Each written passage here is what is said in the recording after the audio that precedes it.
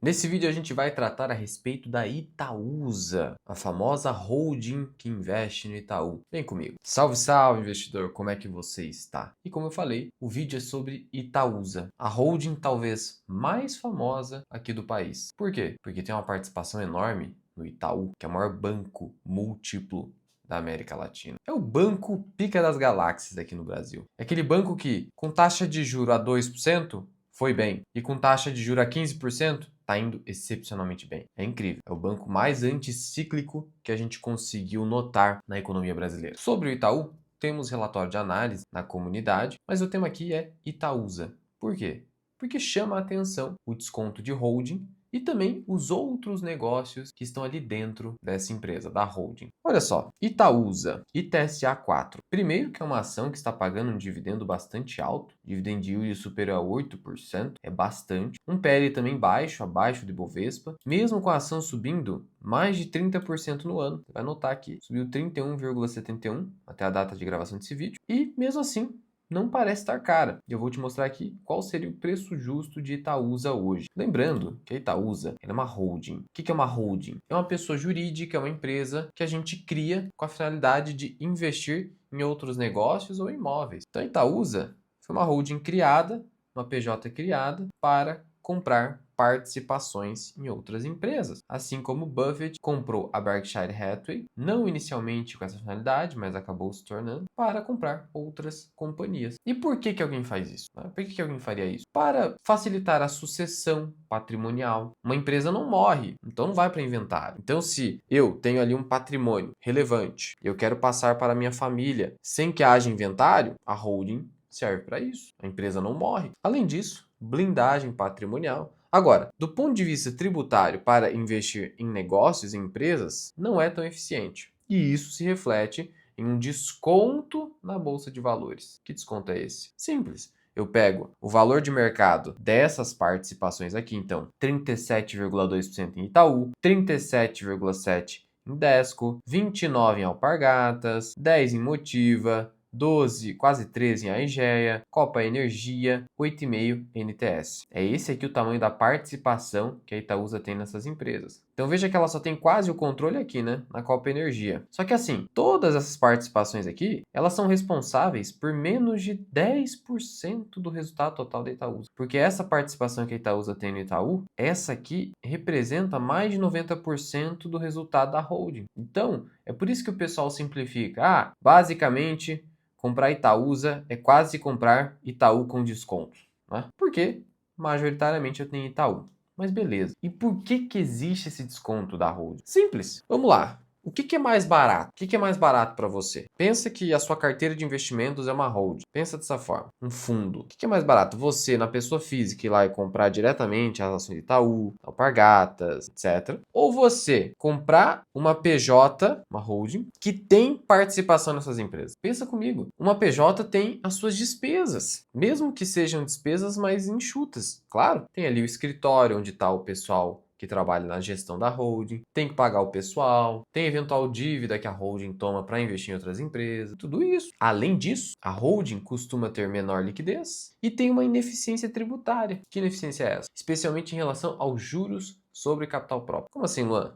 Vamos lá. Se você investe na Itaúsa, você sabe que há ali, né, pagamento de juros sobre capital próprio. E você sabe que você é cobrado em 15% nesse juros sobre capital próprio. Tá bom. Mas aí eu te pergunto, e quando o Itaú paga juros sobre capital próprio, o que acontece com a Itaúsa? Vamos lá. Vou deixar mais claro. Ó, peguei aqui o Itaú e vamos pegar aqui os proventos do Itaú aqui no Investidor 10. Olha só, paga JCP todos os meses. Tá, você viu que a Itaúsa tem 37% de Itaú. Tá bom. Todos os meses entra JCP para Itaúsa. E aí, o que acontece? A Itaúsa, ela paga imposto em cima desse JCP. Não paga? Claro, mas com certeza. Você não concorda? Normal, igual você recebendo o JCP do Itaú. Não tem distinção aqui. Então tá. Então, você sabe que em relação a esse JCP aqui, a Itaúsa tem que pagar o imposto de 15% igual você se investir diretamente no Itaú. Normal. Só que aí vem a Itaúsa e também paga a JCP. E aí o que acontece? Você, investidor da Itaúsa, tem que pagar 15% de novo, percebe? Então, se investisse só no Itaú, ia ser só o JCP do Itaú, os 15%. Agora,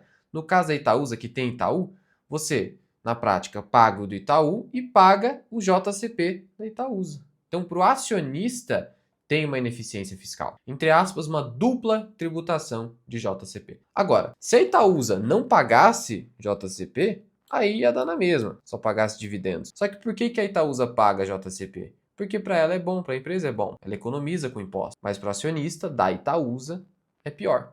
A pessoa física ou até jurídica que invista na Itaúsa. Então, uma ineficiência fiscal para o acionista de Itaúsa. E isso se reflete num desconto. Então, tem o desconto de liquidez, desconto administrativo das despesas com pessoal, aluguel, etc. ali do pessoal enxuto que trabalha na holding. Tem a dívida da holding, tem a ineficiência fiscal do JCP para o acionista e tem outra questão ainda, que foi muito bem lembrada, e eu trouxe no outro vídeo, pela Athena Capital, no último relatório que eles publicaram, falando sobre a eliminação de ineficiência fiscal relevante que foi eliminada pela Lei Complementar 214 de 2025, que eliminou a incidência de PIS/COFINS, o imposto sobre faturamento, para resumir, sobre o JCP recebido por holdings. Então vamos lá, além dessa ineficiência para o acionista. E além do fato da Itaúsa pagar os 15% do JCP pago pelo Itaú e também pelas outras empresas do portfólio, mas especialmente o Itaú, ainda tinha que pagar PIS/COFINS, cara. PIS/COFINS. Só que a partir de 2027 isso acaba. Só que o mercado é curto prazista. Então, olha como o mercado é curto prazista. Eles destacam aqui no relatório. No curto prazo, deva haver aumento temporário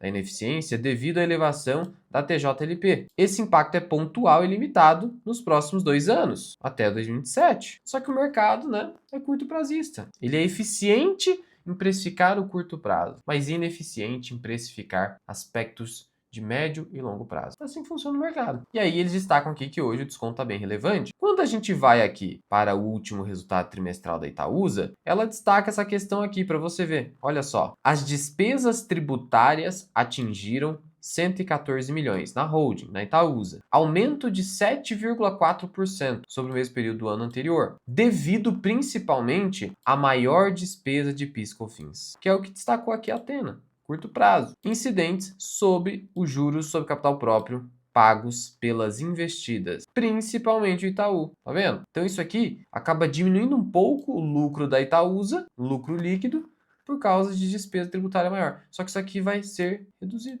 E aí, se você tira o PIS/COFINS, essa seção aqui do balanço de despesas tributárias, em mais de 100 milhões, vai cair, vai cair. E aí, no final, o que você vai ter? Você vai ter mais lucro sobrando aqui no final da linha, aumentando o ROI também, que é o retorno sobre o patrimônio líquido. Mais dinheiro para o bolso acionista. E aí isso deveria reduzir o desconto de holding. E qual que é esse desconto hoje? É só você comparar aqui no último resultado. NAV. O que é o NAV? É o Net Asset Value.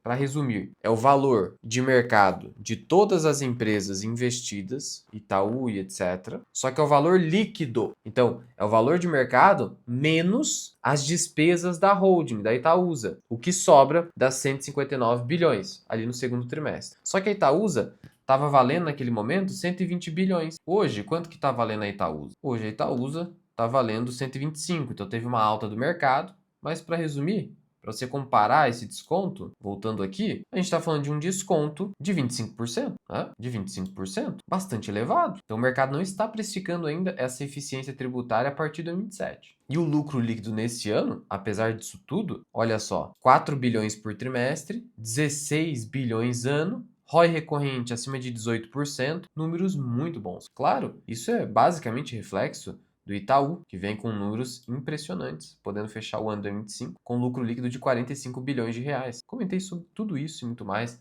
lá na minha comunidade, onde você tem, além do acesso ao meu treinamento Formação Mira Invest completo, você tem acesso no plano anual aos meus relatórios de análise FIS Sabesp, Odontoprev, Equatorial, BTG, Vivara, Caixa, Seguridade, VEG, e você tem o famoso Itaú, além da Multiplan. E ainda análise de carteiras dos membros, vídeos exclusivos para membros e várias postagens exclusivas. Conheça todos os benefícios da minha comunidade no link da descrição e no primeiro comentário fixado. É uma assinatura que cabe no seu bolso e que você pode cancelar a qualquer momento. Então imagina só, né? 16 bilhões de reais nesse ano de lucro líquido. A empresa vale agora 125 bilhões. Se eu pegar 125 e dividir por 16, índice preço-lucro projetado de 7,8. Historicamente, quanto que a Itaúsa negociou? A um PL ali próximo de 8, né? Já chegou a 12,59 em 2020, 10 vezes lucro em 2019. Então ela está negociando hoje próxima do seu índice histórico. Só que a gente vai eliminar uma ineficiência tributária, que é o PIS/COFINS. Então a tendência é que a empresa seja melhor avaliada no futuro. Então a ação não está cara. Além disso, fazendo-se o valuation correto, utilizando-se como taxa de desconto a NTN-B 2035, que é o Tesouro IPCA mais com juros semestrais, a gente chega num valor justo, valor intrínseco de 190 bilhões. A empresa vale 125. Portanto, sim, é uma empresa ainda com margem de segurança para aportes. Ah, Luan, você tem carteira? Não tenho, mas eu tenho Itaú. Eu prefiro Itaú, mas eu concordo que hoje o desconto em Itaúsa parece estar excessivo. Mas note que essa ineficiência do JCP, ou seja, quando a Itaúsa paga JCP, eu estou pagando tanto do Itaú quanto da Itaúsa, você sócio, isso não muda. Por isso que precisa ter o desconto da holding, além dos outros motivos. Mas a ineficiência fiscal pesada, que é PIS/COFINS, é a mais importante, que tende a reduzir ali bem essa despesa fiscal da empresa, da Itaúsa, isso vai gerar um acréscimo de lucro, provavelmente da ordem de 20 a 30 milhões de reais por trimestre, podendo chegar a 150 milhões por ano. É mais dinheiro no seu bolso, mais dividendos eventualmente. Essa aqui é a ideia. Então veja por que você precisa não ficar ali ancorado naqueles preços tetos simplificados que o pessoal fala por aí. A avaliação correta da empresa é outra. E tudo isso eu te mostro na minha comunidade. De novo, te convido a conhecê-la. Tem todos os benefícios no link da descrição e no meu comentário fixado. Porque lá você vai aprender a não, fazer sardinhagem. Saber avaliar, fazer conta de verdade. Porque aqui a gente fez um valuation de 17 bi, considerando uma taxa de juros enorme, de 12,5% da NTN-B 2035. E olha só, quanto que a Itaúsa entregou historicamente? Nos últimos 10 anos, 577%. Isso deu um retorno analisado de mais de 20% ao ano. Por quê? Porque você recebe dividendos e tem a valorização. E aí a bola de neve gerou 21%. Claro, se você fez um grande aporte há 10 anos atrás, só foi investir em dividendo. Porque se você comprou mais caro, pagou mais caro do que você pagou há 10 anos, aí obviamente seu retorno vai ser menor. Mas seu patrimônio provavelmente é maior, porque você não tem escolha, né? A não ser que você tenha muito dinheiro para comprar no melhor momento uma quantia significativa. Mas enfim, foi 20% ao ano que entregou para o acionista, mesmo com essas ineficiências tributárias. Agora, se você quiser uma maneira simplificada de calcular o preço teto, mas ainda assim melhor do que o jeito que a maioria fica te ensinando por aí, vou deixar um vídeo aqui para você onde eu te ensino a como calcular o preço teto de ações e fundos imobiliários.